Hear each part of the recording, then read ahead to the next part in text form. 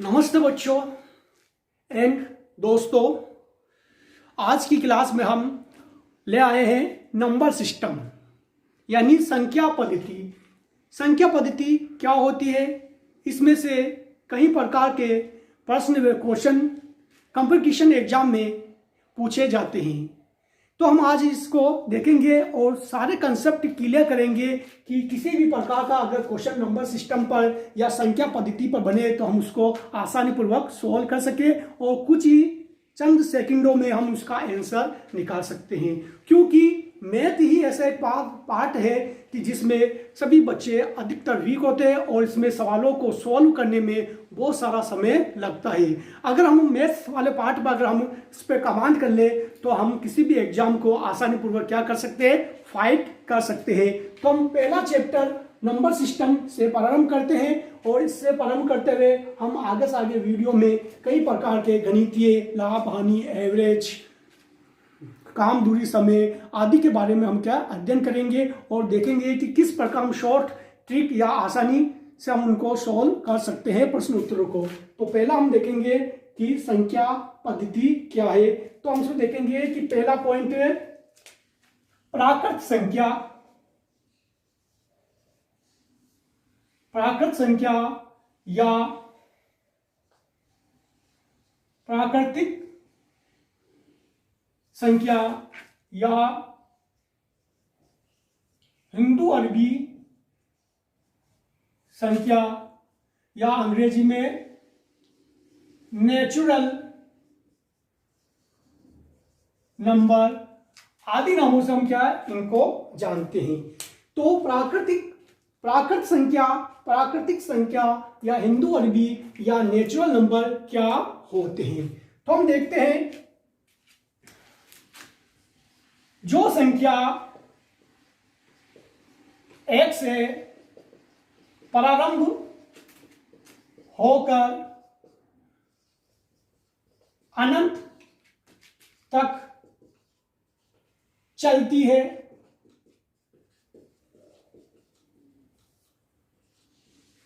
उन्हें हम प्राकृत संख्या कहते हैं। यानी प्राकृत संख्या की परिभाषा क्या है, क्या डिफाइन करेंगे इसको। जो संख्या x से 1 से प्रारंभ होकर इन्फिनिटी तक चलती है यानी अनंत तक चलती है, हम उसे क्या कहेंगे, प्राकृत संख्या। जैसे कि 1 2 3 4 5 6 यानी अनंत तक। तो हम इस प्रकार कह सकते हैं कि प्राकृत संख्या क्या है। तो प्राकृत संख्या क्या है, जो हम गिनती बोलते हैं 1 2 3 4, वही क्या है, प्राकृत संख्या है। तो आपको याद रखना है कि प्राकृत संख्या है क्या है। तो हम आपको बोलना है कि जो गिनती है वो ही प्राकृत संख्या। प्राकृत संख्या में गिनती कहां शुरू होती है, 1 2 3 4, और कहां तक चलती है, अनंत तक चलती है। तो हम गिनती को ही क्या बोलते हैं, प्राकृत संख्या या प्राकृतिक संख्या या हिंदू अरबी संख्या। तो इसका हिंदू अरबी संख्या नाम भी है। एक बार एक एग्जाम में पूछा गया था कि 1 से 100 तक हिंदू अरबी संख्याओं का औसत क्या है।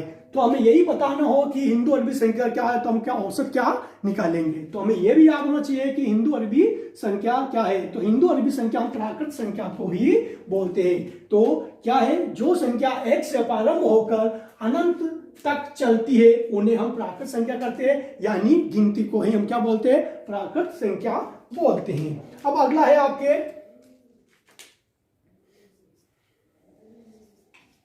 पूर्ण संख्या। क्या है, पूर्ण संख्या, जिसको हम क्या बोलते हैं, होल नंबर।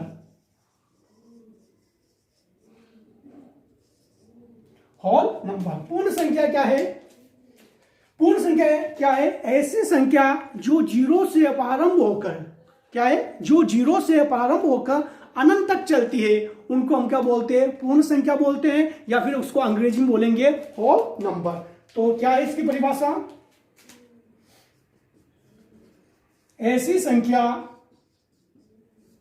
जो 0 से प्रारंभ होकर अनंत तक चलती है पूर्ण संख्या कहलाती है। यानी क्या है, ऐसी संख्या जो शून्य से प्रारंभ होकर अनंत तक चलती है, जैसे कि 0, 1, 2, 3, 4 डेस डेस अनंत तक।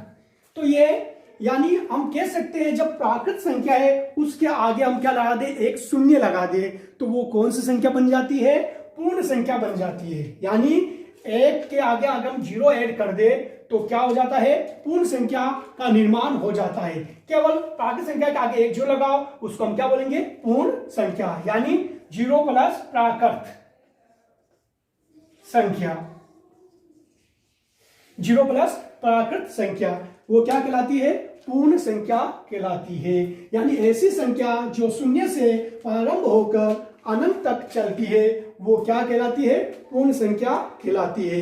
यानी 0, 1, 2, 3, 4 यानी प्राकृत संख्या के आगे केवल शून्य आपको जोड़ना है। तो ऐसी संख्या जो शून्य से प्रारंभ होकर अनंत तक चलती है हम उन्हें क्या कहेंगे, पूर्ण संख्या। तो अब क्या होता है, कुछ क्वेश्चन बनते हैं कि क्वेश्चन ये बनता है कि सभी प्राकृत संख्या पूर्ण संख्या होती है। यानी सभी प्राकृत संख्या पूर्ण संख्या होती है। तो आपका जवाब क्या होगा, हाँ। क्या होगा, हाँ, क्योंकि 0 को छोड़कर 1, 2, 3, 4 ये क्या है, सारी संख्या है, प्राकृत संख्या है। यानी 0 को अगर हम ढक ले तो 1, 2, 3, 4 है, ये सारी क्या है, प्राकृत संख्या है, और ये पूर्ण संख्याओं में भी आ रही है। तो हम कह सकते हैं सभी प्राकृत संख्या पूर्ण संख्या होती है। और अगला, सभी पूर्ण संख्या प्राकृत संख्या हो सकती है। तो आपका जवाब क्या होगा, नहीं, क्योंकि प्राकृत संख्या तो कहां से प्रारंभ होती है, 1 से प्रारंभ होती है, और जबकि पूर्ण संख्या कहां से प्रारंभ होती है, 0 से। तो सभी पूर्ण संख्या प्राकृत संख्या नहीं हो सकती, क्योंकि प्राकृत संख्या में 0 भी आएगा, सॉरी पूर्ण संख्या में 0 भी आएगा, परंतु प्राकृत संख्या में 0 नहीं आता है।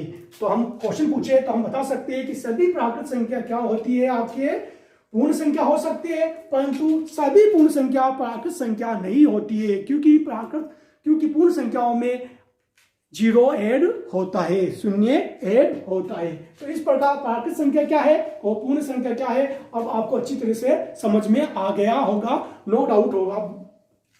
अब अगला है पूर्णांक संख्या। पूर्णांक संख्या की पूर्णांक संख्या क्या होती है।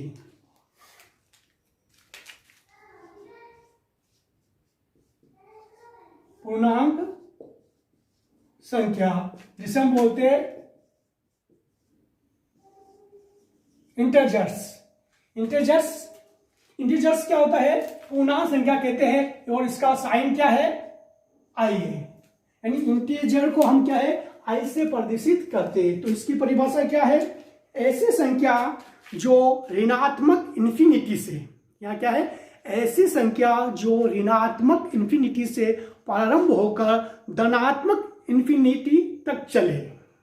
यानी ऋणात्मक अनंत संख्या से प्रारंभ होकर धनात्मक अनंत संख्या तक चले, उन संख्याओं को हम क्या कहते हैं, पूर्णांक संख्या कहते हैं। तो परिभाषा क्या है, ऐसी संख्या जो ऋणात्मक इन्फिनिटी से प्रारंभ होकर धनात्मक इन्फिनिटी तक चलती है, उन्हें हम पूर्णांक संख्या कहते हैं। क्या कहते हैं, पूर्णांक संख्या कहते हैं। जैसे कि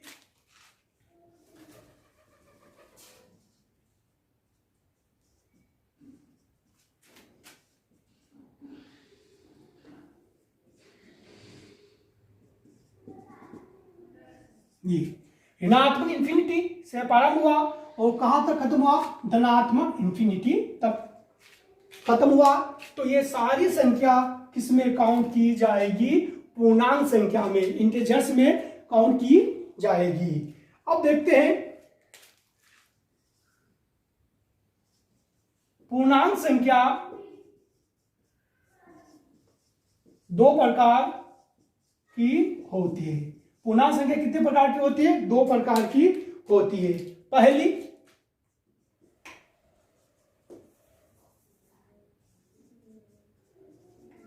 धनात्मक पूर्णांक संख्या जो 1, 2, 3, 4 और 5 और इन्फिनिटी तक चलती है, अनंत तक चलती है। और दूसरी है आपके ऋणात्मक पूर्णांक संख्या जो ऋणात्मक इन्फिनिटी से प्रारंभ होकर कहां तक चलती है, -3, -2, -1 तक चलती है। तो ये आपकी क्या है, ऋणात्मक पूर्णांक संख्या है। और ये क्या है आपके धनात्मक पूर्णांक संख्या। इनको प्रदर्शित करने के लिए हम आई के ऊपर क्या लगा देते हैं, प्लस, और इनको प्रदर्शित करने के लिए हम आई के ऊपर क्या लगा, माइनस। तो इस प्रकार इनके साइन बनते हैं। अब जीरो बचता है, क्या बचता है, जीरो। तो शून्य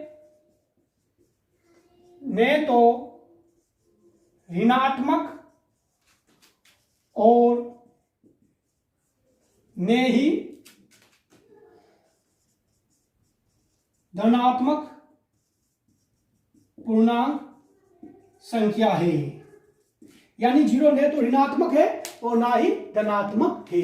तो हम देखते हैं कि पूर्णांक संख्या क्या है, इंटीजर्स क्या है, उसको हम आई के द्वारा बताते हैं। तो ऐसी संख्या जो ऋणात्मक इन्फिनिटी से प्रारंभ होकर धनात्मक इन्फिनिटी तक चलती है, उन्हें हम पूर्णांक संख्या कहते हैं। यानी माइनस से प्रारंभ होकर धनात्मक तक चलती है। यह संख्या, इस प्रकार संख्या आपको अगर दिखाई दे तो आप क्या कहोगे कि ये क्या है, पूर्णांक संख्या है। अब पूर्णांक संख्या प्रकार की होती है, कितने प्रकार की है, पूर्णांक संख्या कितने प्रकार की होती है, दो प्रकार की होती है, धनात्मक और ऋणात्मक। धनात्मक ये है और ऋणात्मक ये है। और शून्य में तो क्या है, ऋणात्मक है और नहीं क्या है, धनात्मक है। तो इसके साथ हमारा तीसरा भाग पूर्णांक संख्या का भी क्या होता है, कंप्लीट होता है। और आपको ये अच्छी तरह से समझ में आ गई होगी। अब अगला है सम संख्या। क्या है, सम संख्या। सम संख्या क्या होती है, सम संख्या जिसे हम इवन नंबर बोलते हैं। क्या बोलते हैं, इवन नंबर बोलते हैं। तो इवन नंबर या सम संख्या क्या है, ऐसी संख्या जो दो से पूरी पूरी विभाजित या भाज्य हो। ऐसी संख्या है जो दो से पूरी पूरी भाज्य या विभाजित हो, उन्हें हम सम संख्या कहते हैं। यानी ऐसी संख्या जिसमें दो का पूरा पूरा भाग जाता हो, यानी वो दो से टू से कंप्लीट डिवाइड होती हो, उससे हम क्या कहते हैं, सम संख्या कहते हैं।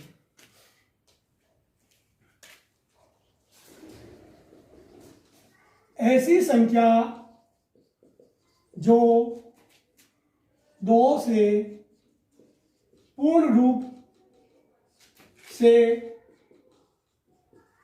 भाज्य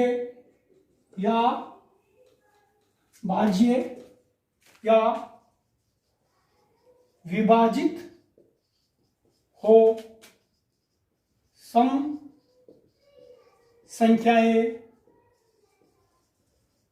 कहलाती है। ऐसी संख्या जो दो से पूर्ण रूप से भाज्य या विभाजित हो, सम संख्या कहलाती है। हम कोष्टक में लिख सकते हैं जिसमें दो का पूरा पूरा भाग जाता हो, यानी जिसमें दो का पूरा पूरा भाग जाता हो। जैसे कि क्या हो सकती है, 2, 4, 6, 8, 10, 12 आदि। तो सम संख्या क्या है? ऐसी संख्या जो 2 से पूर्ण रूप से भाज्य या विभाजित हो सम संख्या कहलाती है, यानी जिसमें 2 का पूरा पूरा भाग जाता हो। तो हम देखते हैं कि जितनी भी प्राकृत संख्या है, हम गिनती बोलते हैं प्राकृत संख्या के अंदर में 1, 2, 3, 4, उनमें से आधी संख्या यानी 50% क्या होती है? सम संख्या, और 50% क्या होती है? विषम संख्या। तो देखो 2, 4, 6, 8 यानी 2 के अंदर में हम क्या करते हैं? 2 जोड़ते हैं तो 4, यानी आपके जितनी भी सम संख्या है उसमें 2, 2 का अंतर है। कितना है? 2, 2 का अंतर है। कितना है? 2, 2 का अंतर है। 2 जोड़ते हैं तो 4, 4 में 2, 6 प्राप्त होगा, 6 में 2 जोड़ोगे 8 प्राप्त होगा, 8 में 2 जोड़ोगे 10 प्राप्त होगा। तो आपको याद रखना है कि आपके सम संख्याओं में क्या है? 2, 2 का अंतर होगा, यानी 2, 2 के अंतराल में आपको गिनती में क्या प्राप्त होगी? सम संख्या प्राप्त होगी। यानी ऐसे याद रखिए कि जो प्राकृत संख्या होती है उनमें 50% यानी 50% जो संख्या है वो सम है, और 50% संख्या क्या होती है? विषम होती है। अगला है विषम संख्या और नंबर।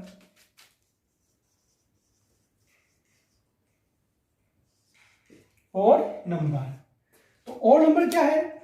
ऐसी संख्याएं जिनमें 2 का पूरा पूरा भाग नहीं जाता हो, या फिर बोलेंगे ऐसी संख्याएं जो 2 से पूर्ण रूप से विभाजित या भाज्य नहीं हो, ऐसी संख्याओं को हम क्या कहेंगे? विषम संख्या कहेंगे। ऐसी संख्याएं जो 2 से पूर्ण रूप से भाज्य या विभाजित नहीं हो, उन्हें हम विषम संख्या कहते हैं। यानी ऐसी संख्याएं जो 2 से पूर्ण रूप से भाज्य या विभाजित नहीं हो उन्हें हम विषम संख्या कहते हैं। अगर हम कोष्टक लिखना चाहे, जो संख्या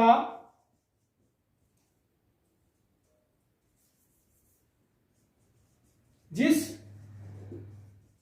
संख्या में 2 का भाग नहीं जाता, यानी ऐसी संख्या जिसमें 2 का भाग नहीं जाता हो उन्हें हम क्या कहेंगे? पूर्ण संख्या कहेंगे। जैसे 1, 3, 5, 7, 9, 11, 13 आदि।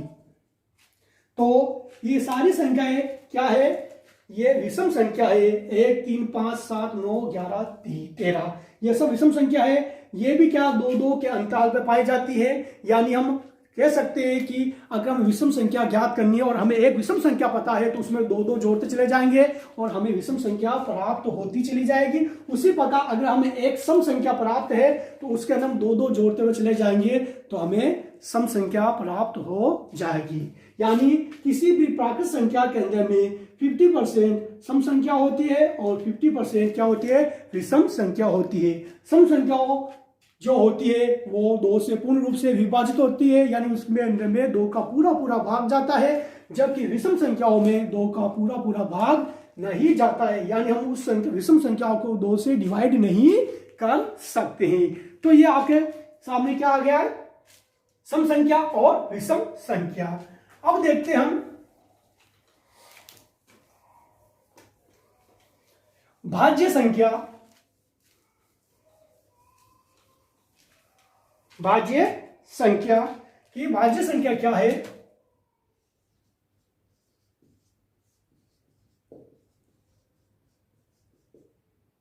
भाज्य संख्या है जिन्हें हम क्या बोलते हैं? संयुक्त संख्या या कंपोजिट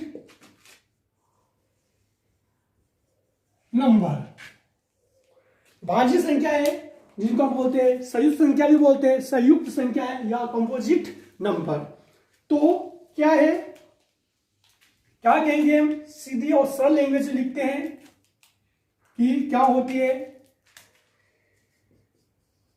ऐसी संख्याएं जिनके दो से अधिक गुणनखंड या फैक्टर हो, ऐसी संख्या भाज्य संख्या कहलाती थी। यानी हम क्वेश्चन में लिखे तो क्या लिख सकते हैं, जो संख्या दो से अधिक संख्याओं से विभाजित हो, यानी ऐसी संख्याएं जिनके दो से अधिक गुणनखंड या फैक्टर हो, ऐसी संख्या भाज्य संख्या कहलाती है। यानी उस संख्या में एक का भाग जाए और स्वयं का भाग जाए, इसके अलावा और अन्य संख्या का भी क्या चला जाए, भाग चला जाए। जैसे कि एक है, हम एग्जाम्पल एक में एक का भाग जाएगा, इसके अलावा और दूसरी संख्या का भाग नहीं जा सकता, तो यह भाज्य संख्या नहीं होगी। दो है, दो के अंदर में एक का भाग जाएगा और स्वयं संख्या दो का भाग जाएगा, यानी दो के अंदर में एक का भाग तो जाएगा ही जाएगा, साथ में खुद दो का भी भाग जाएगा। इसके अलावा कोई संख्या है जो दो को डिवाइड या विभाजित कर सके, नहीं है, तो ये भी क्या है, भाज्य संख्या नहीं है। तीन है, तीन में एक का जाएगा और तीन स्वयं संख्या का भाग जाएगा, इसके अलावा और तीसरी संख्या का भाग नहीं जा सकता, तो ये भी क्या है, भाज्य संख्या नहीं है। अब देखते हैं चार। चार क्या है, चार के अंदर में एक का भाग जाता है, दो का भाग जाता है और स्वयं चार का भाग जाता है, तो उसके गुणनखंड कितने हो गए, दो से अधिक हो गए। परिभाषा के अनुसार दो से अधिक, यानी चार है, चार के अंदर एक का भाग जाएगा, चार के अंदर दो का भाग जाएगा और चार में चार का भाग जाएगा, तो इसमें कितने गुणनखंड हो गए, तीन गुणनखंड हो गए, यानी ये तीन संख्याओं से क्या है, विभाजित है, तो ये क्या है, भाज्य संख्या है। क्या है, भाज्य संख्या है। इसी प्रकार हम चार के पांच ले तो पांच के अंदर में केवल एक का जाएगा और स्वयं पांच का जाएगा, तो दो ही गुणनखंड हुए, तो ये भाज्य संख्या नहीं है। छह है, छह के अंदर हम देखते हैं तो क्या होता है, छह के अंदर में एक का जाता है, तीन का जाता है और दो का जाता है और स्वयं कितने, छह का जाता है, यानी एक का भाग जाएगा, हम दो का भाग दे सकते हैं, तीन का भाग दे सकते हैं और छह का भाग दे सकते हैं, तो इसके कितने गुणनखंड हो गए, चार गुणनखंड हो गए, यानी ये चार संख्याओं से विभाजित होती है, तो ये भी क्या है, भाज्य संख्या है। तो ऐसी संख्या जिनके गुणनखंड दो से अधिक हो या ऐसी संख्या जो दो से अधिक संख्याओं से क्या हो, विभाजित हो, उन्हें हम क्या कहेंगे, भाज्य संख्या है। जैसे कि हम देखते हैं 4, 6, 8, 9, 12 आदि क्या है, आपके भाज्य संख्या है। अब आपको किसी भी प्रकार की भाज्य संख्या को आप ज्ञात कर सकते हैं, उसमें हम अन्य संख्याओं का भाग दीजिए और जिन जिन संख्याओं का अगर भाग पूरा पूरा चला जाता है, यानी उन संख्याओं से पूरी विभाजित होगी, वो सारे उसके गुणनखंड होंगे और वो भाज्य संख्या होगी जिसमें दो से अधिक गुणनखंड हो। तो हम देखते हैं कि नोट लगाकर हम लिख सकते हैं कि 1 से 100 तक संख्याओं में कुल 74 संख्याएं भाज्य संख्या होती है। यानी 1 से 100 तक जो हमारे पास संख्या या गिनती होती है उसमें 74 संख्या यानी 74 जो संख्या है वो क्या है, भाज्य संख्या है। यानी कि 74 जो संख्या है वो 2 से अधिक संख्याओं से क्या होती है, विभाजित होती है।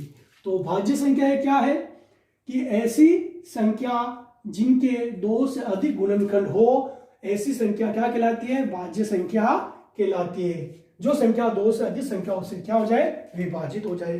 अब कुछ विशेष पॉइंट देखते हैं। सबसे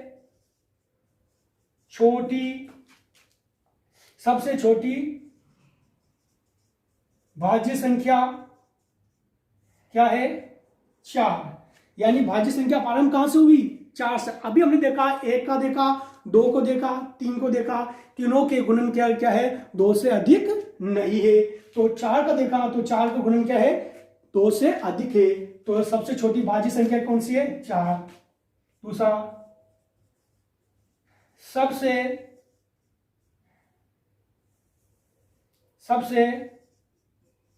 छोटी सम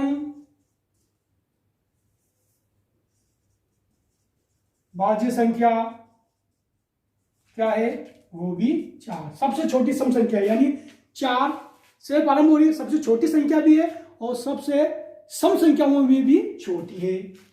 अगला, सबसे विषम छोटी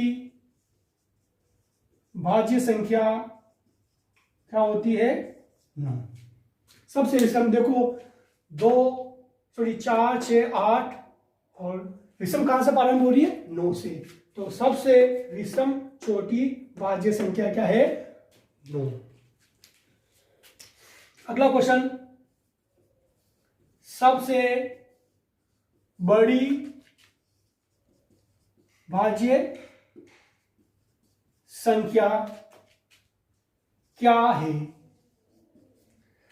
सबसे बड़ी भाज्य संख्या क्या है, तो हम इसका आंसर लिखेंगे कि पता नहीं। इसको हम डिफाइन नहीं कर सकते। क्यों नहीं कर सकते, कि जो गिनती है हमारी, वो गिनती हम गिने तो वो कहां तक चलती है, करोड़ों अरबों खरबों तक चलती है। और तो उसमें कौन सी संख्या सबसे बड़ी भाज्य संख्या होगी, ये हम डिफाइन नहीं कर सकते, क्योंकि गिनती अनंत तक चलती है। तो हम उसका पता नहीं कर सकते हैं कि सबसे बड़ी भाज्य संख्या क्या होगी। तो आपके भाज्य संख्या जिसको हम संयुक्त संख्या, कंपोजिट नंबर कहते हैं, ये आपके सामने है कि ऐसी संख्याएं जिनके 2 से अधिक गुणनखंड हो, ऐसी संख्या भाज्य संख्या कहलाती है। जो शॉर्ट में देखें तो जो संख्या 2 से अधिक संख्याओं से क्या हो, विभाजित हो। जैसे 4 है, 4 1 से भी डिवाइड होता है, 2 से भी डिवाइड होता है और 4 से भी डिवाइड, यानी 3 से ये विभाजित हो रहा है। 6 है, 1 से भी डिवाइड हो रहा है, 2 से भी डिवाइड होता है, 3 से भी डिवाइड होता है, 6 से भी, यानी 4 संख्याओं से क्या हो रहा है, ये विभाजित हो रहा है। तो ये क्या है, भाज्य संख्या। 1 से 100 तक संख्याओं में कुल 74 संख्याएं क्या होती है, भाज्य होती है। सबसे छोटी भाज्य संख्या कौन सी है, 4 है। सबसे छोटी सम भाज्य संख्या कौन सी है, 4 है। और सबसे विषम छोटी भाज्य संख्या क्या है, 9 है। और सबसे बड़ी भाज्य संख्या क्या है, जिसका हमें कोई भी पता नहीं है, कि गिनती अनंत तक चलती है, उस अनंत तक गिनती में बहुत बड़ी या कौन सी भी भाज्य संख्या हो सकती है, जिसका हमें पता नहीं है। तो आज की क्लास में हमने पढ़ा कि प्राकृत संख्या क्या है, पूर्ण संख्या क्या है, पूर्णांक संख्या क्या है, सम संख्या क्या है, विषम संख्या क्या है और भाज्य संख्या क्या है। तो ये संख्याएं हम इस क्लास में पढ़ेंगे। इसके बाद हम और नंबर सिस्टम के जो भाग है, जैसे प्राइम नंबर अभाज्य संख्या है, सहभाज्य संख्या है, जुड़ो भाज्य संख्या है, परफेक्ट नंबर, ये सारे भाग हम अगली क्लास में पढ़ेंगे। और अगली क्लास में जो हम नंबर सिस्टम पढ़ेंगे, इन नंबर सिस्टम से और भी क्या है, ज्यादा महत्वपूर्ण है, इंपॉर्टेंट है। इनसे हर बार एग्जाम में क्वेश्चन पूछे जाते हैं। तो आप हमारी क्लास को रेगुलर देखिए। ये पार्ट 1 और पार्ट 2 से टाइप से आएगी। तो आप इसको रेगुलर देखिए और रेगुलर देखिए और उसका अध्ययन करें और इसमें देखे हुए शॉर्ट ट्रिक्स आदि का क्या है आप बार बार क्या रिविजन करें।